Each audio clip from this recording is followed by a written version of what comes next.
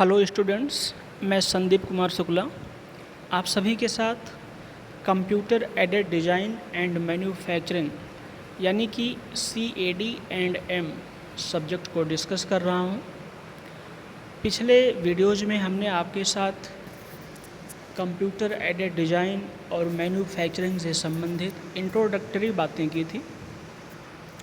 हमने इसमें जानने का कोशिश किया था कैड क्या होता है, कैम क्या होता है, सिम क्या है, CAE क्या है, इनका उपयोग क्या है मैन्युफैक्चरिंग में और किस प्रकार से इनका एफिशिएंट यूज हमारे मैन्युफैक्चरिंग सिस्टम को एक अलग पहचान देता है, हमारे प्रोडक्टिविटी को इम्प्रूव करता है। इन सारी बातों के साथ ही साथ इस सब्जेक्ट का सिलेबस भी हमने डिस्कस किया था जो हमारे पाठ्यक्रम में निर्धारित है।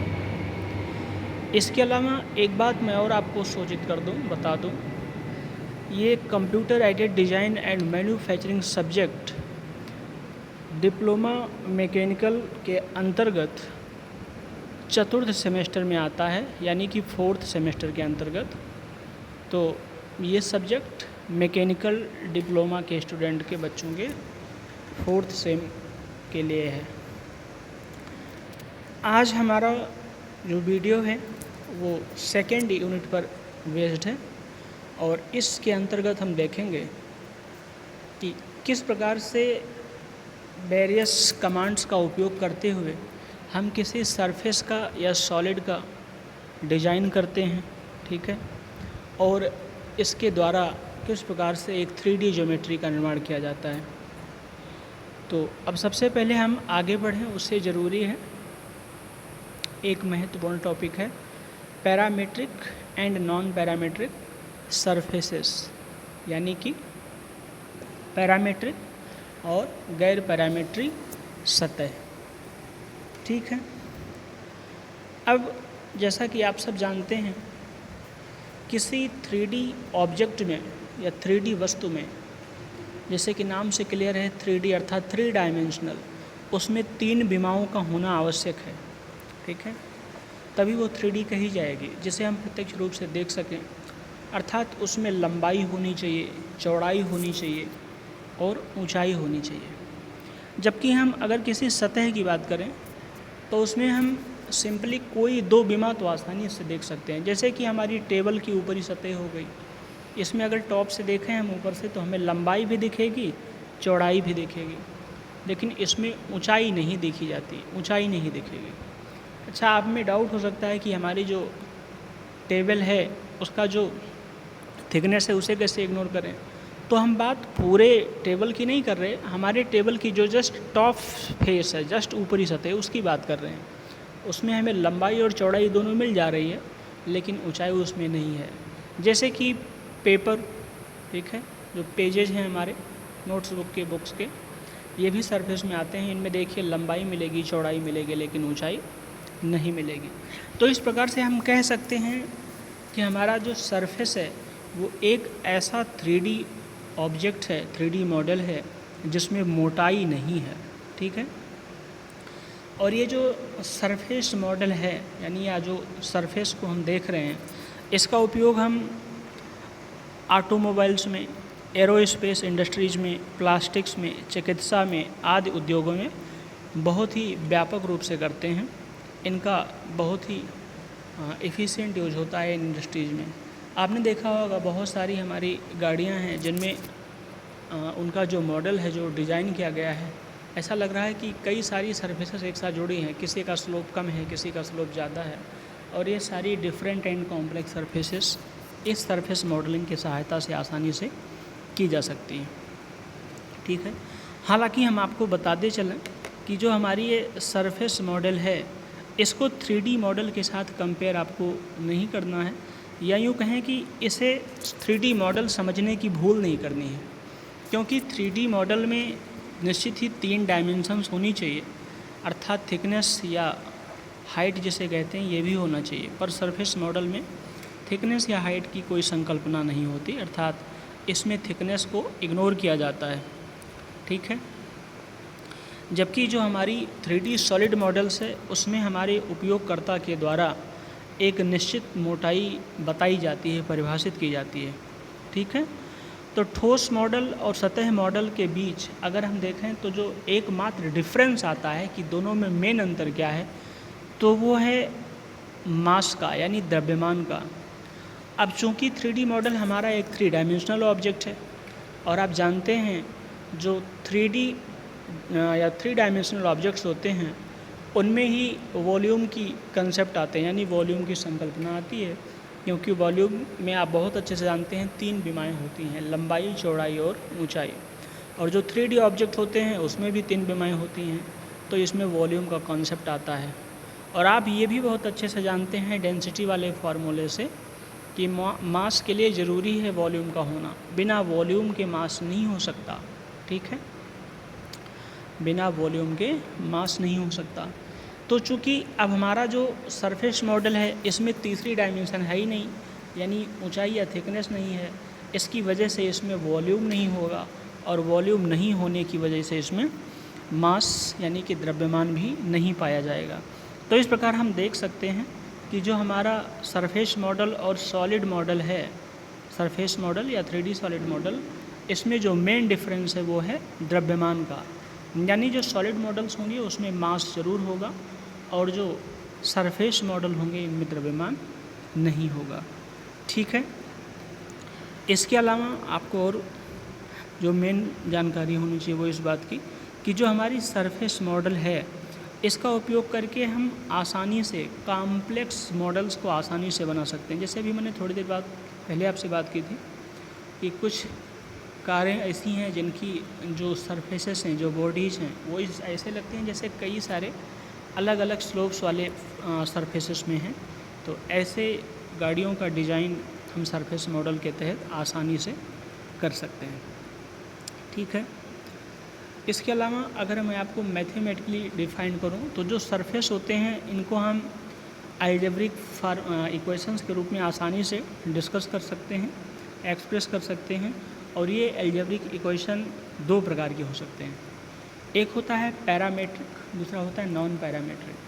ठीक, तो ऐसे सरफेस, ऐसे प्लेन्स जिन्हें हम पैरामेट्रिक इक्वेशंस के द्वारा एक्सप्रेस कर सकते हैं, व्यक्त कर सकते हैं, वो क्या कहलाएंगे, पैरामेट्रिक सरफेसेस। और ऐसे सरफेसेस जिन्हें हम पैरामेट्रिक इक्वेशंस के द्वारा एक्सप्रेस नहीं कर सकते, व्यक्त नहीं कर सकते, वो हमारे नॉन पैरामेट्रिक सरफेसेस कहलाएंगे। ठीक, अब ये पैरामेट्रिक इक्वेशंस क्या होती हैं ये देखना है। तो हम देखेंगे कि अगर कोई हमारे पास इक्वेशन इस प्रकार लिया जाए कि उसमें किसी पॉइंट पर जिसके कोऑर्डिनेट्स x, y और z हैं, और इस पॉइंट को किसी एक ऐसे वेरिएबल्स के द्वारा कंट्रोल किया जाता है, नियंत्रित किया जाता है, ठीक है, जिससे पूरा का पूरा कर्व हमारा नियंत्रित हो जाता है, कंट्रोल्ड हो जाता है, या इक्वेशन कंट्रोल्ड हो जाती है, तो उसे कहते हैं पैरामेट्रिक इक्वेशन। और ऐसे सरफेसेस जिन्हें पैरामेट्रिक इक्वेशंस के द्वारा आसानी से कंट्रोल कर लिया जाता है वो पैरामेट्रिक सरफेसेस कहे जाते हैं। यानी इन सरफेसेस के अगर आकार में, आकृति में, इत्यादि में हमें या फिर इनके साइज में कोई परिवर्तन करना है तो हमें किसी एक वेरिएबल में चेंज करके पूरे ज्योमेट्री में चेंजेस प्राप्त कर सकते हैं। ठीक है, जैसे कि मान लीजिए हमारे पास कोई एक सर्कल है, ठीक, और हम चाहते हैं इस सर्कल के साइज को बड़ा कर दें। ठीक, तो इस सर्कल के साइज को बड़ा करने के लिए हमें जस्ट इसके रेडियस को अगर बढ़ा दें तो सर्कल का साइज ऑटोमेटिकली बड़ा हो जाएगा। ठीक है, तो इस प्रकार से इस प्लेन को या इस सरफेस को एक्सप्रेस करने के लिए, यानी कि जो सर्कल की इक्वेशन है वो पैरामेट्रिक इक्वेशन होगी, और चूंकि ये प्लेन इस इक्वेशन से गवर्न हो रही है इसलिए इसे हम पैरामेट्रिक सरफेस कह देंगे।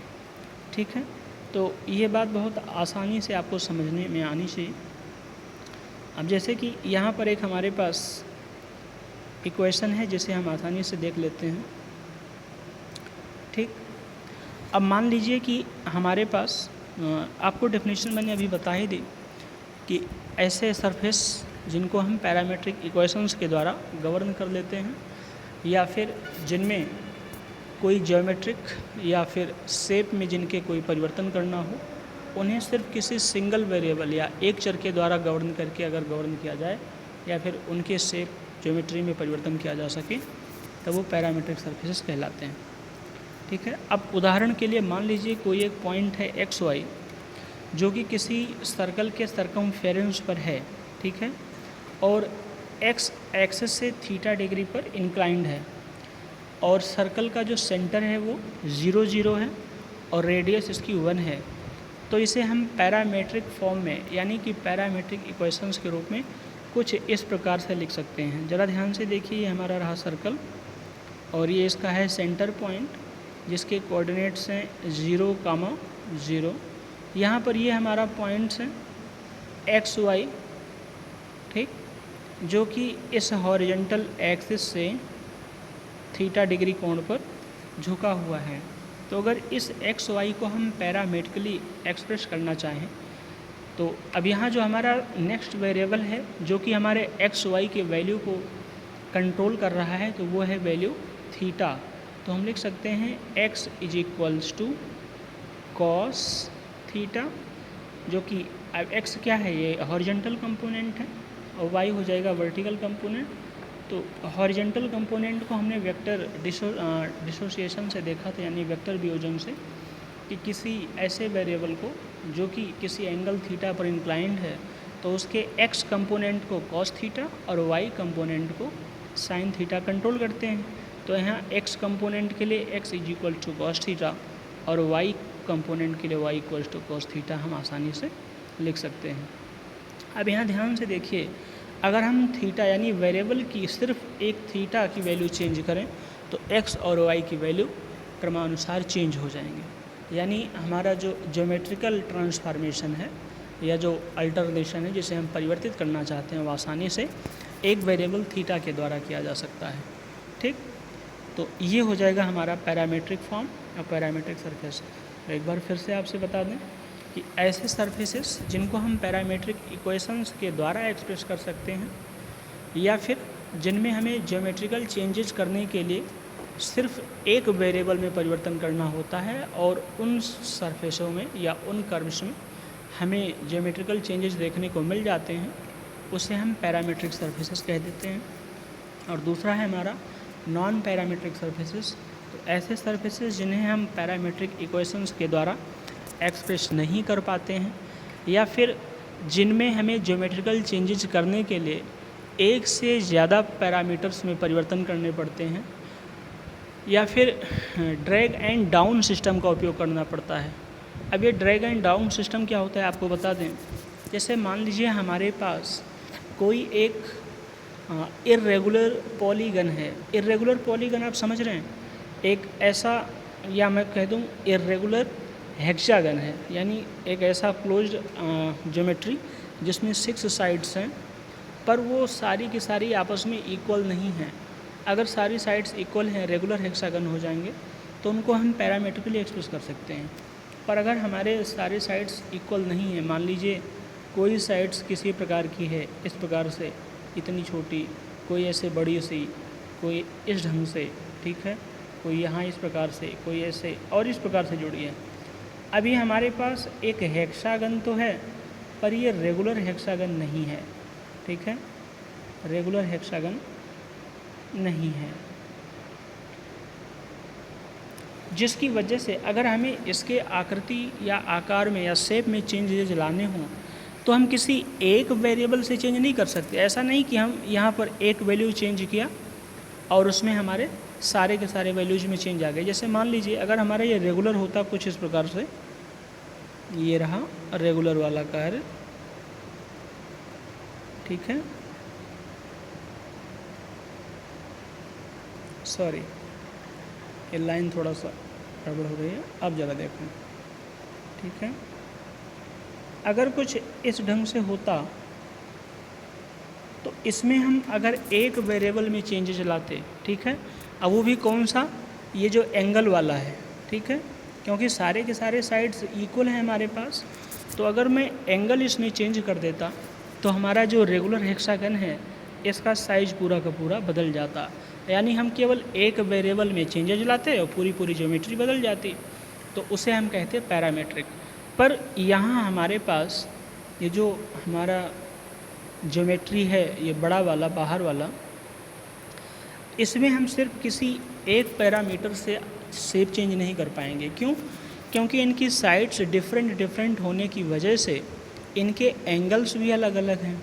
ठीक है, तो हम किसी एक एंगल को डिफाइन करके चेंज करके पूरी ज्योमेट्री में रिक्वायर्ड चेंज नहीं ला सकते। हमें अगर कुछ इसमें परिवर्तन करना है तो सीधी सी बात है, एक से ज़्यादा पैरामीटर्स में चेंजेस करने पड़ेंगे। तो ऐसे सरफेसेस जिनमें हमें चेंजेस लाने के लिए, अल्ट्रेशन लाने के लिए एक से ज़्यादा पैरामीटर्स में परिवर्तन करने पड़ते हैं, ठीक है, उन्हें हम नॉन पैरामीट्रिक सरफेसेस कहते हैं। या ऐसे सरफेसेस जिन्हें नॉन पैरामीट्रिक इक्वेशंस के द्वारा गवर्न किया जाता है, उन्हें हम नॉन पैरामीट्रिक सरफेसेस कह देते हैं। ठीक है, आगे देख लेते हैं कुछ इस प्रकार से।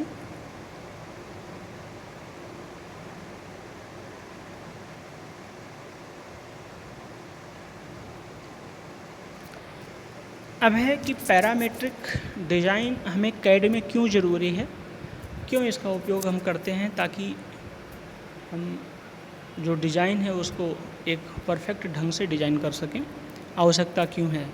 तो पहली बात तो ये है कि जो पैरामीट्रिक डिज़ाइन है, सिस्टम है, इसमें हम वेरिएबल्स को आसानी से सेपरेट कर लेते हैं, सेग्रीगेट कर लेते हैं। ठीक है, और प्रत्येक वेरिएबल को एक जैसा मान लिया जाता है। जैसा अभी मैंने आपसे कहा था कि रेगुलर हेक्सागन वाले केस में जितने भी साइड्स हैं उनमें अगर परिवर्तन लाना है तो इन सबको हमने एक कंबाइंड करके एक वेरिएबल थीटा में कन्वर्ट कर दिया, और जैसे हमने थीटा में कन्वर्ट किया तो सिंपल एक थीटा में परिवर्तन करने से हमारा पूरा ज्योमेट्री बदल गई।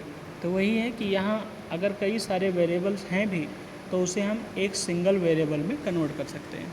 नेक्स्ट है हमारे पास स्वतंत्रता या नियंत्रण की अधिक डिग्री। अब जो हमारा ये पैरामीट्रिक सरफेसेस हैं, अब चूंकि ये पैरामीट्रिक इक्वेशंस के द्वारा गवर्न होते हैं और पैरामीट्रिक इक्वेशंस सिंपली किसी एक वेरिएबल को, पैरामीटर्स को चेंज करके गवर्न की जा सकती हैं, इसलिए पैरामीट्रिक सरफेसेस की कंट्रोलिंग बहुत ज़्यादा अच्छी होती है, उन्हें आसानी से हम कंट्रोल कर सकते हैं। और नेक्स्ट वाली बात वही है, पैरामीट्रिक समीकरणों को सीधे रूपांतरित किया जा सकता है, यानी ट्रांसफ़र कर सकते हैं। नेक्स्ट है कंप्यूटेशनल ब्रेकडाउन के बिना अनंत ढलानों को संभाला जा सकता है। हाँ, यहाँ जो ये ब्रेकडाउन की बात की गई है, इसमें आती है कॉन्टीन्यूटी एंड डेरिवेटिव्स की बात की गई है। तो पैरामीट्रिक सरफेसेस में हमें डिसकॉन्टीन्यूटी की कोई टेंशन नहीं होती, भ्रम नहीं होता। इसमें हम बिना किसी डिसकॉन्टीन्यूटी के या डिफरेंशिएबल सिस्टम को आसानी से बढ़ा सकते हैं और हम रिक्वायर्ड स्लोप की चीज़ें बना सकते हैं। ठीक है, नेक्स्ट है वेक्टर के रूप में व्यक्त करना आसान है, और इन सरफेसेस को सीधी सी बात है वेक्टर में आसानी से कन्वर्ट किया जा सकता है या वेक्टर फॉर्म में लिखा जा सकता है। तो ये इसके कुछ कारण हैं जिसकी वजह से हम पैरामीट्रिक सरफेसेस को यूज करते हैं। क्वेश्चन आपके पास इस प्रकार आ सकता है, पूछा जा सकता है, ये parametric and non parametric surfaces क्या हैं, इनसे आप क्या समझते हो? पैरामीट्रिक सरफेसेस यूज करने के कारण बताइए। तो ये कुछ रीजन्स हैं, कारण हैं जिनकी वजह से आप पैरामीट्रिक सरफेसेस को यूज करते हैं। ठीक है, अब ये जो हमारे पास नॉन पैरामीट्रिक सरफेस है, देखिए हमने इसमें आपसे कहा था कि अगर हमारे पास कोई एक सरफेस है जिसको हम आसानी से कंट्रोल नहीं कर सकते हैं या जिनको कंट्रोल करने के लिए हमें एक से ज़्यादा पैरामीटर्स की आवश्यकता होती है, ठीक है, नॉन पैरामीट्रिक सरफेस कहे जाते हैं। अब जैसे मान लीजिए हमारे पास कोई एक वो कर्व है जिस पर कोई पॉइंट है एक्स वाई जेड, ठीक है। अब ये ऐसा कर्व है जिसको हम किसी सिंपल वेरिएबल से कन्वर्ट नहीं कर सकते, इसमें कई सारे वेरिएबल्स को कंट्रोल करना होगा। तो ऐसे इक्वेशंस को हम एक जर्नल फॉर्म में लिख देते हैं, जैसे कि f of x, y, z equals to 0, ये वाली बात कही गई है। ठीक है, तो इसमें हम x, y, z की अलग अलग डिफरेंट वैल्यूज़ दे करके इसको हम गवर्न कर सकते हैं। ठीक है, और यहाँ जो x, y, z हैं ये फर्दर अलग अलग वेरिएबल्स के द्वारा सेटिस्फाइड हो रही हैं। तो ऐसे इक्वेशंस को नॉन पैरामीट्रिक इक्वेशन और जो सरफेसेस इन इक्वेशंस के द्वारा गवर्न होंगे उन्हें हम नॉन पैरामेट्रिक सरफेसेस कह देंगे। ठीक है। अब ये जो हमारी जनरल फॉर्म की इक्वेशन है F of X comma Y comma Z equals to 0, ठीक है। अगर इसमें केवल सिंगल कांस्टेंट है, यानी कि किसी एक वेरिएबल्स के वैल्यू पर ये सेटिस्फाइड हो रही हैं, ठीक है। सिंगल कांस्टेंट का मतलब ये इक्वेशन किसी एक वैल्यू पर सेटिस्फाइड हो रही है, तो ये ऑब्वियस सी बात है किसी सरफेस को डिनोट करेगी और वो हमारा पैरामेट्रिक सरफेस के रूप में होगा। लेकिन अगर इसमें दो कंस्ट्रेंट पर ये सेटिस्फाइड हो रही हूँ, ठीक है, जिसमें अलग अलग दो वैल्यूज़ पर ये सेटिस्फाइड हो रही हूँ, तब ये एक साथ दो कर्व्स के रूप में मानी जाएंगी, या इस रूप में भी हो सकती हैं कि दो सरफेस कोई एक दूसरे को इंटरसेक्ट कर रहे हों, इस रूप में भी उन्हें एक्सप्रेस किया जा सकता है। पर अगर दो या दो से ज़्यादा ये वैल्यूज़ पर सेटिस्फाइड हो रही हैं, दो से ज़्यादा वैल्यूज़ पर सेटिस्फाइड हो रही हैं, तो ऑब्वियस सी बात है ये नॉन पैरामेट्रिक सरफेस में ही पूरी तरह से आ जाएंगे। ठीक है, तो ये आ जाएंगे हमारे पास। अब चूँकि वैसे भी हमने आपसे कहा था कि जो नॉन पैरामेट्रिक इक्वेशंस हैं वो एक से ज़्यादा वेरिएबल्स के लिए सेटिस्फाइड होती हैं, तो यहाँ जो हमारी ये जनरल इक्वेशन है इसमें एक्स वाई जेड की डिफरेंट वैल्यूज करके इस इक्वेशन को हम सेटिस्फाइड करा सकते हैं, जिसकी वजह से ये नॉन पैरामेट्रिक इक्वेशंस को जनरेट करती हैं। ठीक है, और ऐसे सर्फेसेस जो नॉन पैरामेट्रिक इक्वेशंस के द्वारा एक्सप्रेस किए जाते हैं, गवर्न किए जाते हैं, कंट्रोल किए जाते हैं, नॉन पैरामेट्रिक इक्वेशंस कहलाते हैं। ठीक है, तो ये रही बात हमारी कुछ पैरामेट्रिक नॉन पैरामेट्रिक सरफेसेस को लेकर के।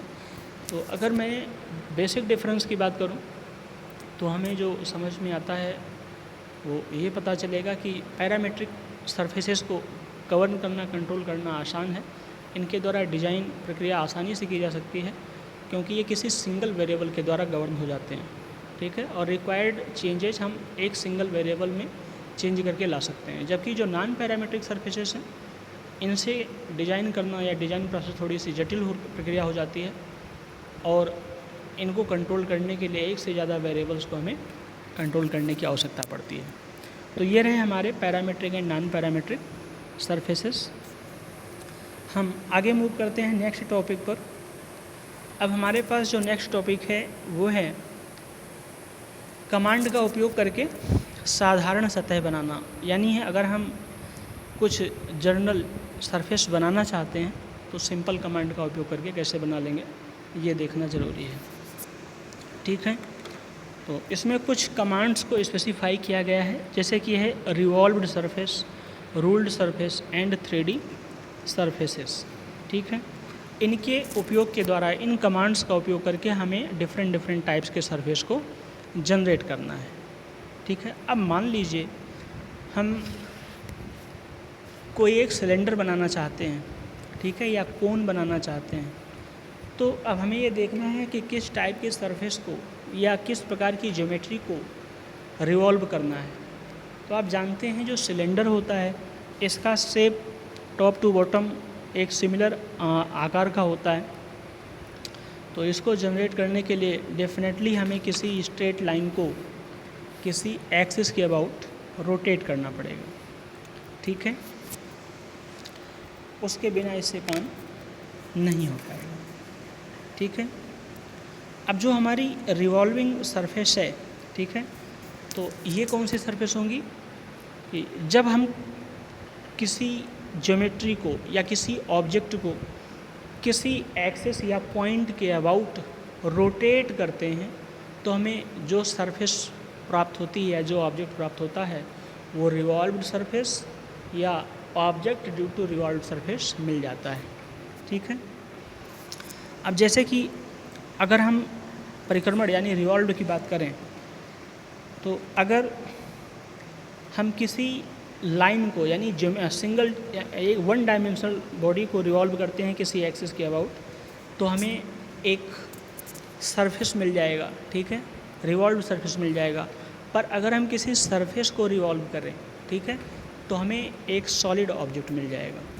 ठीक है, जैसे यहाँ पर इसमें मेंशन भी है कि रिवॉल्व यानी रिवॉल्वेशन एक सेंटर लाइन के चारों ओर, ठीक है, घूम करके एक त्रियामी ज्योमेट्री यानी 3 डायमेंशनल ऑब्जेक्ट बनाने की एक विधि है, ठीक है। इसका प्रयोग करके सरफेस या ठोस ऑब्जेक्ट यानी सॉलिड ऑब्जेक्ट बनाई जा सकती है। उदाहरण के लिए यदि किसी सीधी रेखा को हम किसी अक्ष के चारों तरफ घुमाएं तो हमें बिना मोटाई वाला, ठीक है, एक सिलेंडर प्राप्त हो जाता है, ठीक है। बिना मोटाई वाला यानी बिना थिकनेस का एक सिलेंडर मिल जाएगा। कुछ इस प्रकार से अगर मान लीजिए ये हमारे पास है एक लाइन और इस लाइन को हम इस एक्सिस के अबाउट रोटेट करना चाहें तो हमें एक ऐसा सरफेस मिल जाएगा, ठीक, ऐसा सिलेंडर जिसमें थिकनेस नहीं होगी। पर अगर हम किसी सरफेस को घुमाएंगे तो हमें एक 3D सॉलिड ऑब्जेक्ट मिल जाएगा, ठीक। तो ये कोई विशेष बात नहीं है, सिंपल सी बात है। यानी रिवॉल्व सरफेस का मतलब है किसी एक्सिस के अबाउट किसी 1 डायमेंशनल या 2 डायमेंशनल बॉडी को रोटेट करके हमें 2 डायमेंशनल या 3 डायमेंशनल ऑब्जेक्ट मिल सकता है। 2 डायमेंशनल ऑब्जेक्ट सरफेस होगा और 3 डायमेंशनल ऑब्जेक्ट सॉलिड होगा, ठीक है। इसकी अपनी कमांड्स होती हैं ऑटोकैड में यूज करने के लिए, जिसके द्वारा हम इस कमांड सरफेस को बना सकते हैं। हालांकि ये सारी चीज़ें जब हम कंप्यूटर पर बैठेंगे तो वहाँ देखेंगे किस प्रकार से इनका उपयोग करेंगे, ठीक है। नेक्स्ट है हमारे पास, अच्छा, इसी के द्वारा जैसे मैंने अभी कहा था, अगर किसी सरफेस को रिवॉल्व करते हैं तो हमें सॉलिड मिल जाएगा। जैसे कुछ कपलिंग टाइप के ऑब्जेक्ट मिल सकते हैं या जो भी हमें बनाना है उस चीज़ को बना सकते हैं। ये हमारी कपलिंग हो जा रही है,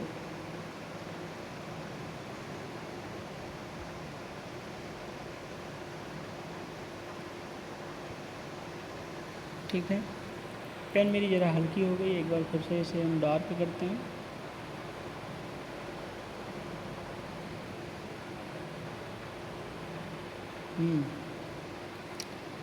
इसी प्रकार हम रिवॉल्व कमांड का उपयोग करके कई प्रकार के सतहों को या ज्योमेट्री का निर्माण कर सकते हैं। जैसे कि गिलास बना सकते हैं, कप बना सकते हैं, बोतल इत्यादि। ये सब हमें कैसे मिल जाएंगे? रिवॉल्व्ड कमांड का उपयोग करके, ठीक है। नेक्स्ट है हमारे पास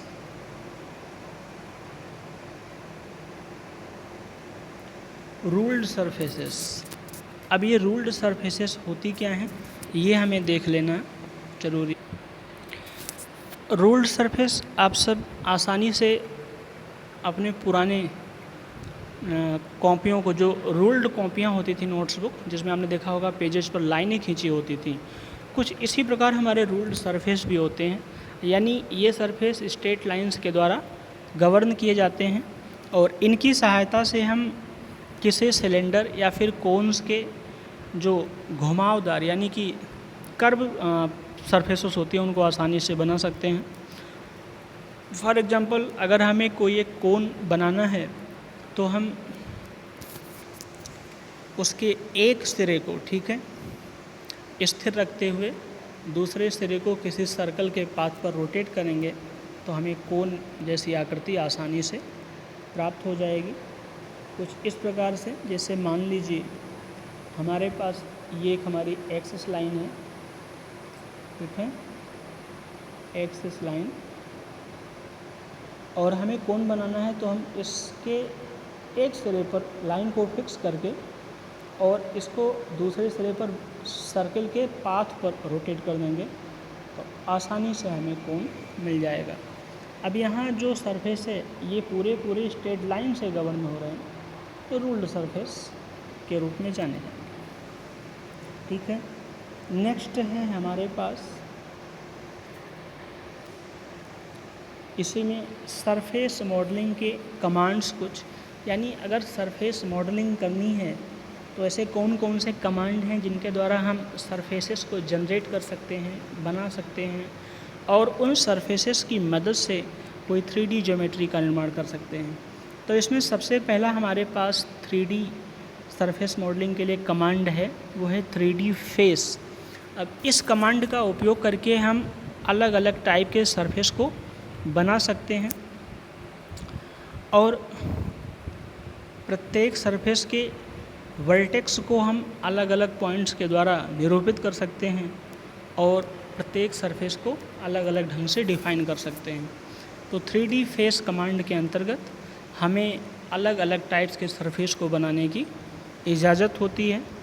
नेक्स्ट है हमारे पास P फेस। इस कमांड का उपयोग हम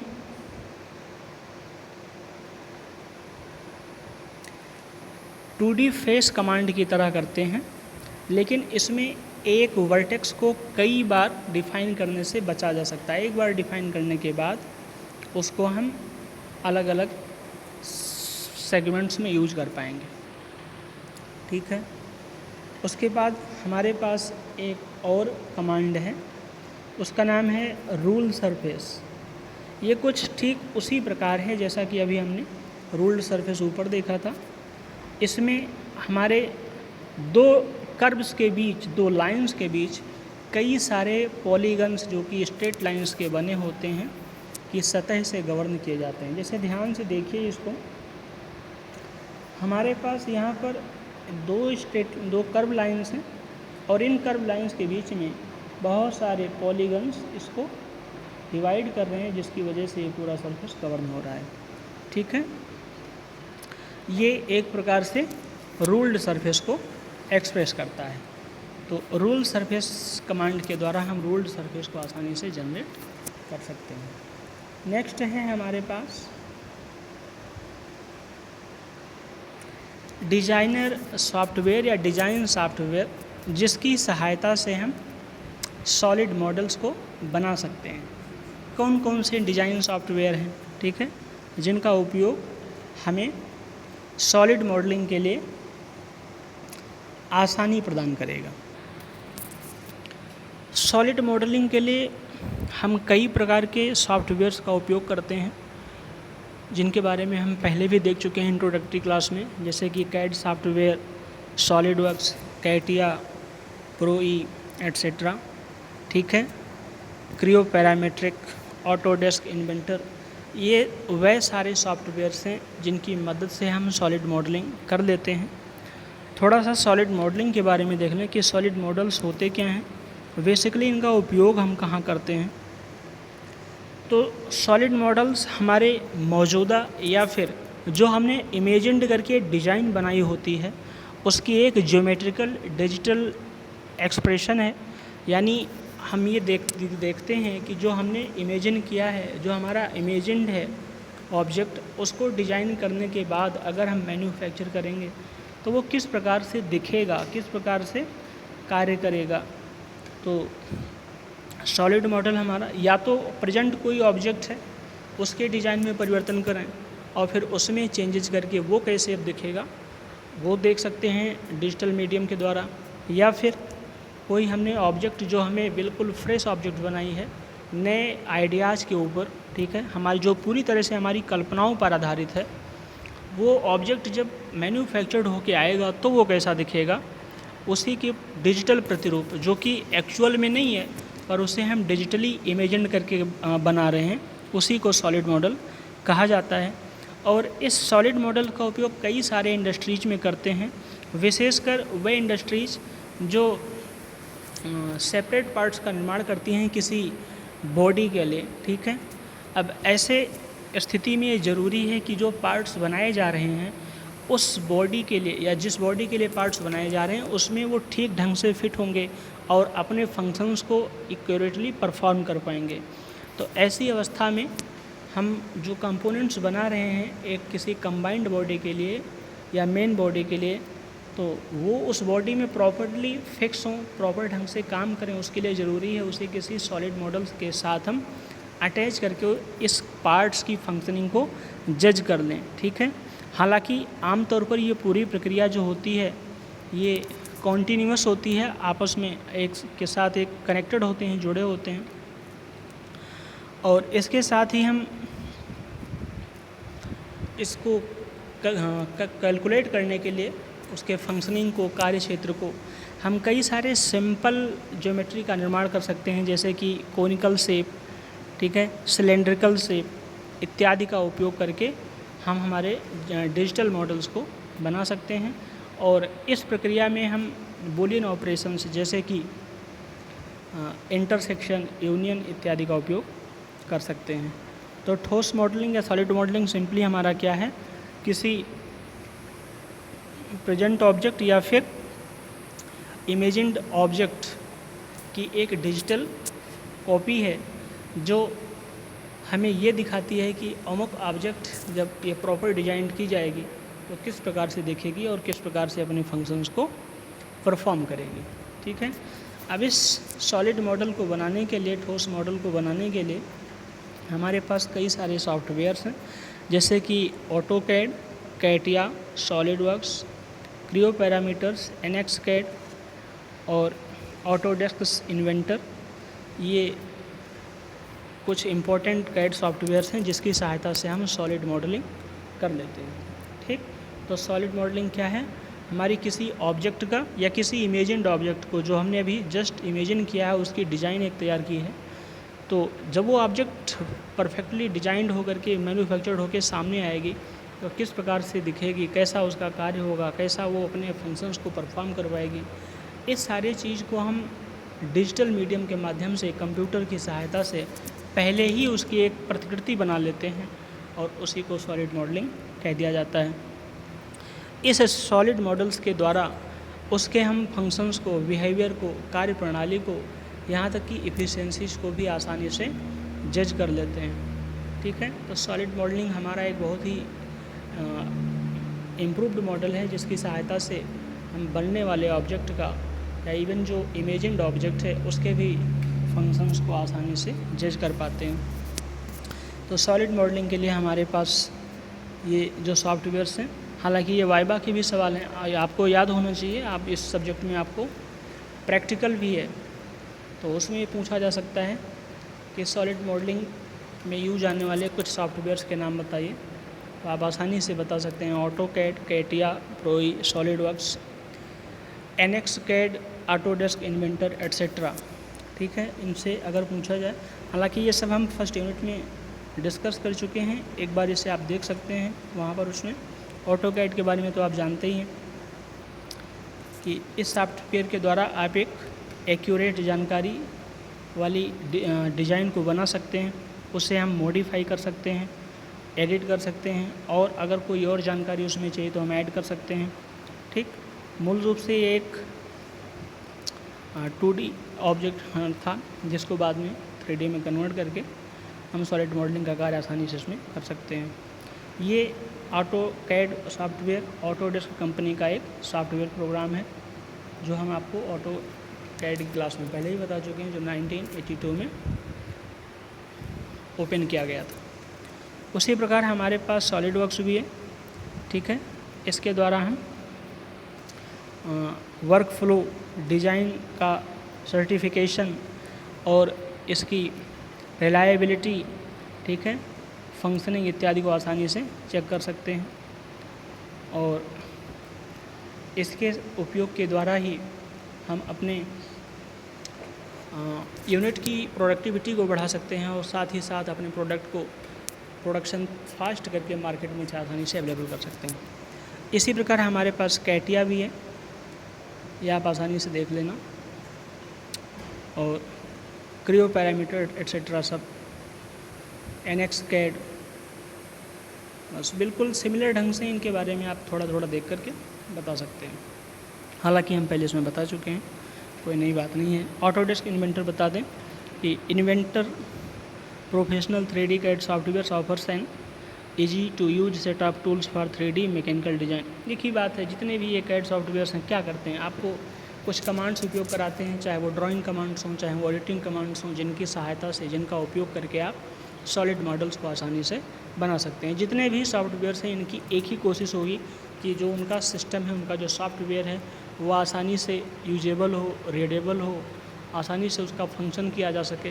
तो लगभग सबके अपने कुछ सिमिलरिटीज आ जाएंगी और कुछ डिफरेंसेस आ जाएंगे, तो उन सिमिलरिटी डिफरेंसेस को आपको ध्यान रखना है। ठीक है, तो इस वीडियो में हम यहीं तक, नेक्स्ट वीडियो में इससे आगे बात करेंगे। Thank you.